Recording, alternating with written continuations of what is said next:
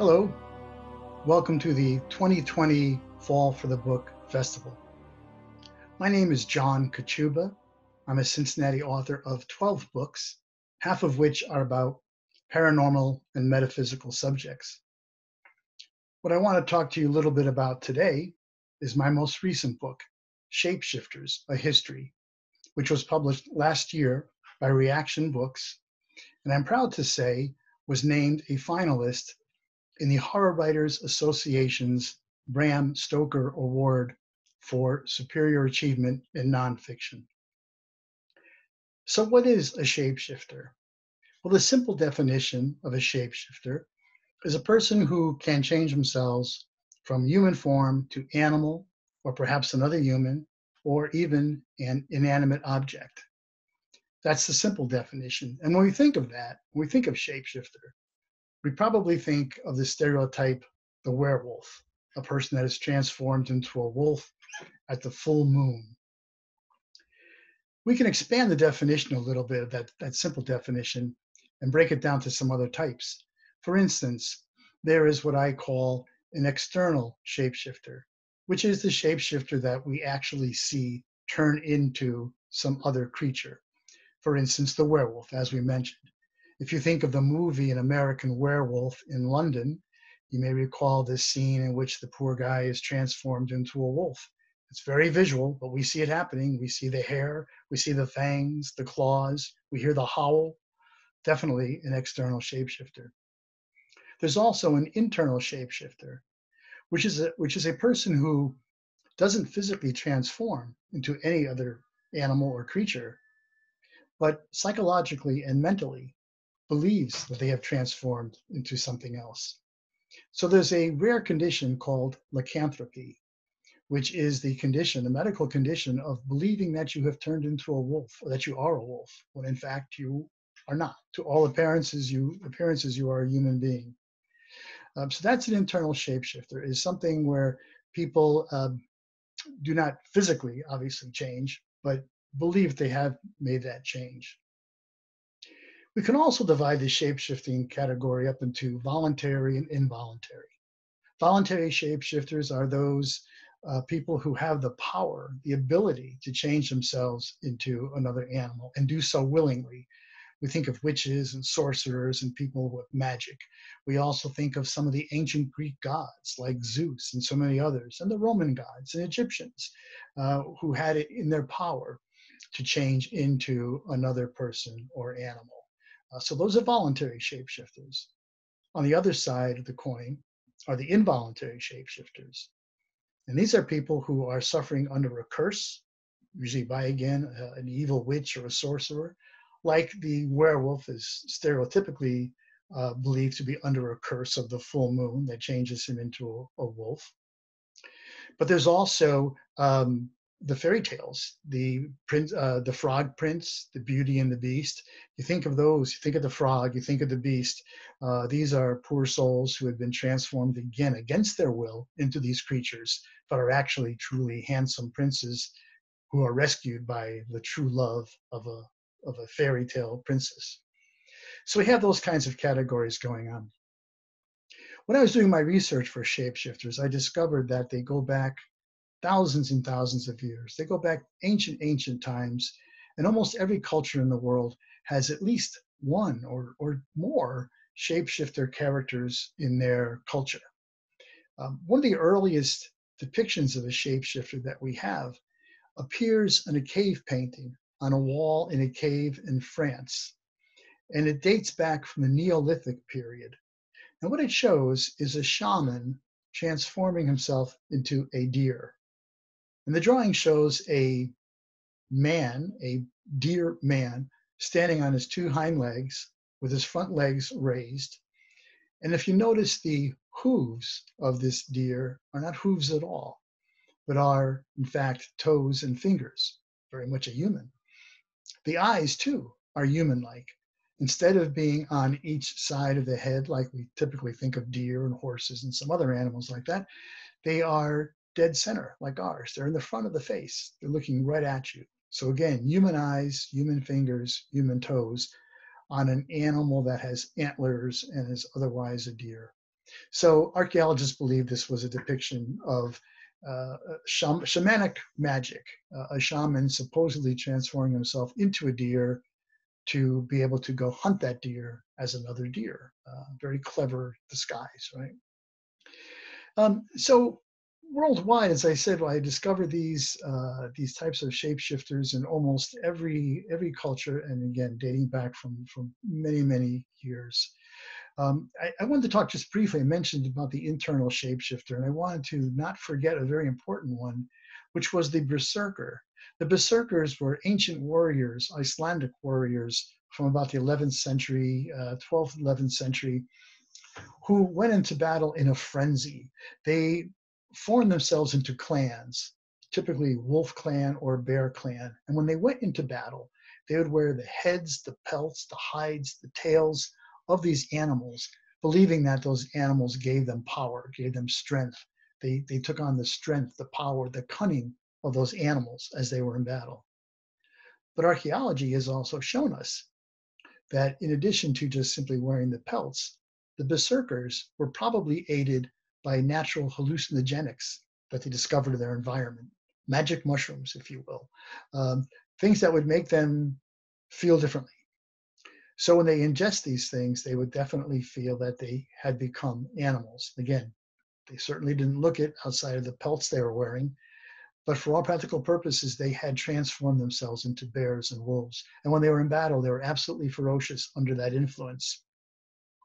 It was said that if you were an allied warrior, you would, fight side by side with these guys, but you would give them a lot of room. Your side would be much further than their side, because once they started swinging their swords and battle axes, they were invincible, and nothing stopped them. They were crazy. They would mow down anything in their paths.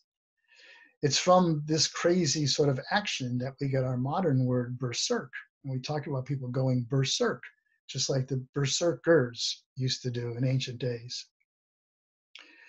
So let's talk a little bit about some of the more interesting shapeshifters that you'll find in the book. As I said, there are hundreds of types, but I want to talk about a couple of instances and a couple of particular types that might draw your attention a little bit more. In the 15th and 16th century in France and Germany and perhaps a few other countries in Europe, there was sort of a plague of people believing they had been transformed into wolves. These were the first lycanthropes, suffering from lycanthropy, as I said a little bit earlier. They would go around on all fours, growling and snapping at people, and for all practical purposes, acting like animals. But it really got out of hand when over this time period of maybe a couple centuries, there were 7 or 8 individual cases of people who not only went around growling and snapping, but actually attacked other people, believing they were wolves and attacking them as such. So a famous case was from Germany, a man named Peter Stub, who literally attacked men, women, children, several of them, with his bare hands and teeth, and killed them that way, shredding their body, just tearing them apart, limb from limb, with his hands and his teeth. He was caught in the act of killing a person and was also found to have devoured part of that person, and apparently often ate at least parts of his victims, just like a wolf would do. So, of course, he was tried, convicted, and executed. Other ones in the later ages some were executed, but a lot were put away in hospitals or just locked away forever because they were basically insane. There are still lycanthropy cases today. There are still modern cases of people, they don't necessarily attack others, but believe they are wolves and are receiving psychiatric treatment for that. A little later in France, in the 18th century, some villages in the south of France were completely terrorized by something they were calling the beast of Gévaudan, la bête, the beast. They described it as being an enormous wolf that preyed on villagers. And over a period of about a year and a half or so, the beast was credited with killing over 100 villagers in these small towns. Eventually, the beast was killed by a hunter named Jean Chastel. And Jean wrote a little bit, he kept some notes, and he wrote about what the corpse looked like of this beast after he shot it. He described it as a big wolf-like animal. But he also described the feet, the paws, I should say, again, looking more human-like, as we saw in the cave painting of the shaman transforming into a reindeer, into a deer. So Jean noticed that. He also said that, again, the face of the wolf had some human characteristics. Now, we don't have the cadaver. We don't have it on a display anywhere. We don't know what happened to the body of this animal. But people, even today in France, and I went there for part of my research and went to these small towns, many of them still say that it wasn't a wolf, that it was a werewolf. That's all it could possibly have been. So we have cases like that.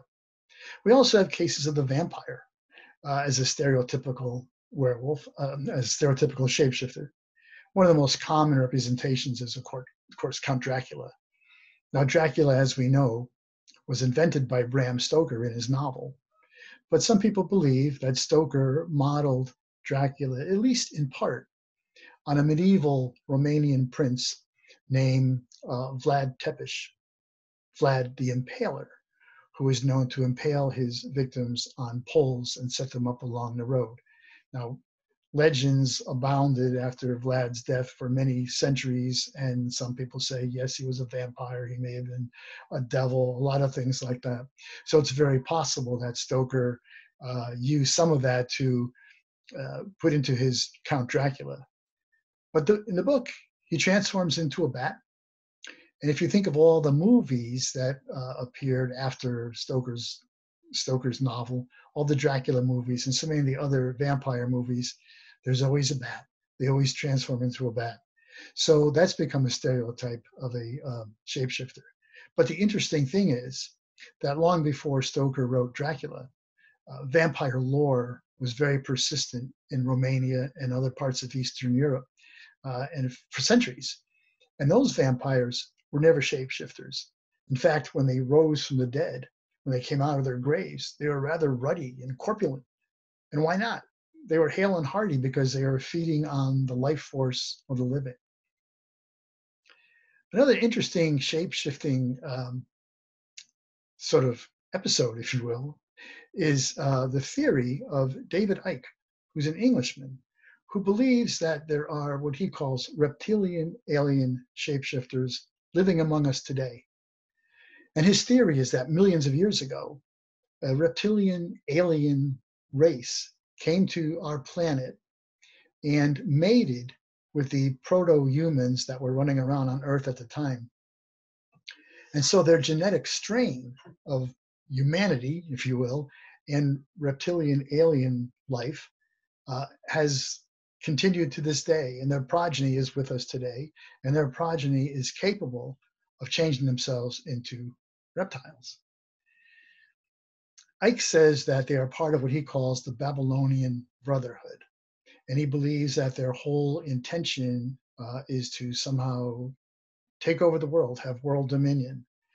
And so Icke believes that some very popular political figures and other types of celebrities are reptilian alien shapeshifters, including Barack Obama, Queen Elizabeth II, some Major League Baseball players, some famous writers, singers, you name it, artists, people of celebrity, people in power positions. Many of them, he believes, are reptilian alien shapeshifters. So there are still many stories that abound even today with shapeshifters. Just within the last 50 years, I recorded many newspaper accounts in my book of sightings of werewolves and other types of shapeshifters in England, in the US, in many parts of Africa, many parts of India, Australia, you name it. One of the more interesting stories comes from Uttar Pradesh in India. It dates from 1996. And in that story, it's recalled that 33 children were taken away by wolves and eaten.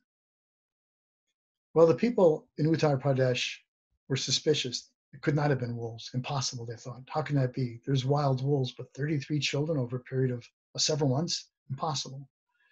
So, of course, they believed that people in their area had taken these children, and they had transformed themselves into werewolves and had taken the children.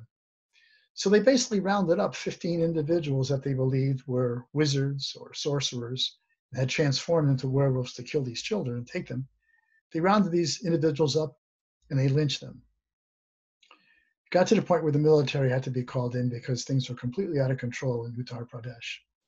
New York Times sent a reporter up there, and the reporter interviewed many, many people about this. And so many people told him that what they saw, yes, the government said it was a wolf. And yes, the government said we had to say it was a wolf. But many of them said these weren't wolves. These were wolf men. One of the villagers in particular was a young girl, recalled how she saw her brother, her little brother, carried off by a wolf. But the way he was carried off was that the wolf literally threw the little boy over his shoulder and ran off on two legs, two hind legs. That's not a wolf. It sounds like a human to me, or, as the villagers believe, maybe a wolf man. So my book, Shapeshifters, A History, is not just an encyclopedia of all these various shapeshifters, although that's interesting enough. But I also talk about how shapeshifters appear in history, how we see them in mythology, religion. We see them in literature and film and popular culture. They're literally everywhere. I also go a little bit into the psychology of a shapeshifter. What is it about a shapeshifter that makes that figure so resilient that it's in every culture for thousands and thousands of years? What does it say about us that we need that kind of a figure in our culture? Does it mean that we're not satisfied with our own completeness, that something is lacking in our lives, that we wish to change ourselves, we wish to be somebody else? Is that why we wear masks and costumes at Halloween? Is that why there are masquerade balls?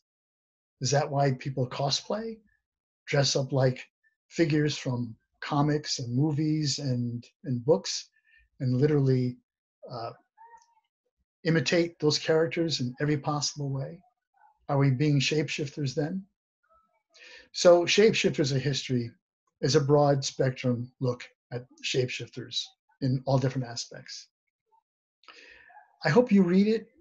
I hope you go to my website, John Kachuba, johnkachuba.com, JOHNKACHUBA.com. You can find all my work there. You can find Shapeshifters there. You can find out how to get my books. You can also ask me questions and comment anything you want to me. And I'd be very happy to hear your response to the book, what you feel is, what appeals to you, what you like. So in any case, I do hope you read the book. I hope you enjoy it. I also hope that you stay safe in this time of pandemic. And with that, I thank you.